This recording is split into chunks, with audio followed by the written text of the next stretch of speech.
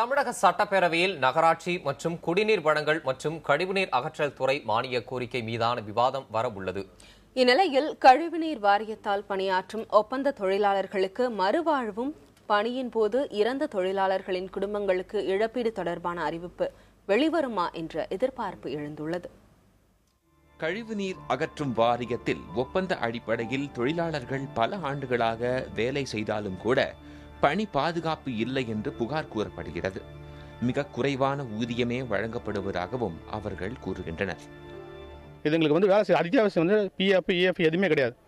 ஒரு சப்போஸ் ஒரு ஆர்டர் இருந்து போனோம்னா அதுக்கு என்ன இதுவே கிடையாது. இனி யாருனே தெரியாதுன்னு சொல்லிடுறாங்க. இது மாதிரி கூட ஒருத்தர் வேலை செஞ்சு செத்து போயிட்டாங்க. ஒன்றும் கிடையாது. சரி, நம்ம பீலியும் போது கை வைக்கிறோம், கை ஊற கிடையாது, கையில் க்ளவுஸ் கிடையாது, ஒரு எக்ஸ்பீரியன்ஸ் எதுவுமே கிடையாது. இப்போ 2015 ஆகுது. இப்போ 13 வருஷம் வேலை செஞ்சுட்டு இருக்கோம். இந்த 13 வருஷமாக தொடர்ச்சியாக வேலை செய்கிறோம். ஒரே டிப்போவில் வேலை செஞ்சுட்டு இருக்கோம். அந்த டிப்போவில் வேலை செய்யும் போது எங்களை வேலை வாங்குறது ஏஇ ஜே இவங்க தான் செய்கிறாங்க. ஆனால் எங்களுக்கு சம்பளம் 140 ரூபா சம்பளம் பேத்திருக்காங்க. இப்போ 140 சம்பளம் எங்களால் அடிப்படையாக எதுவுமே செய்ய முடியல. மனித கழிவுகளை அகற்றும் பணியில் மனிதர்களை ஈடுபடுத்துவதை தடுக்கும் சட்டம் 2013ஆம் ஆண்டில் இயற்றப்பட்டது. பணியின் போது உயிரிழந்த தொழிலாளர்களின் குடும்பங்களுக்கு தலா 10 லட்சம் ரூபாய் நிவாரணம் வழங்க அச்சட்டம் வகை செய்கிறது.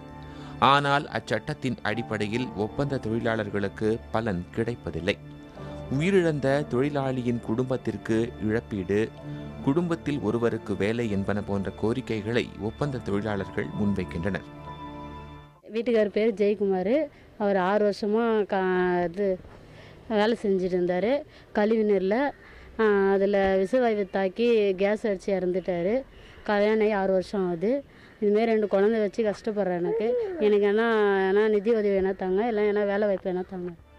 மனித கழிவுகளை அகற்றும் தொழிலாளர்களுக்கு போதிய விழிப்புணர்வும் அரசு நிதியுடன் கூடிய மறுவாழ்வும் அளிக்க வேண்டும் என்பது சமூக ஆர்வலர்களின் யோசனை. இந்த மனித கழிவுகளை மனிதர்கள் அகற்றக்கூடாது.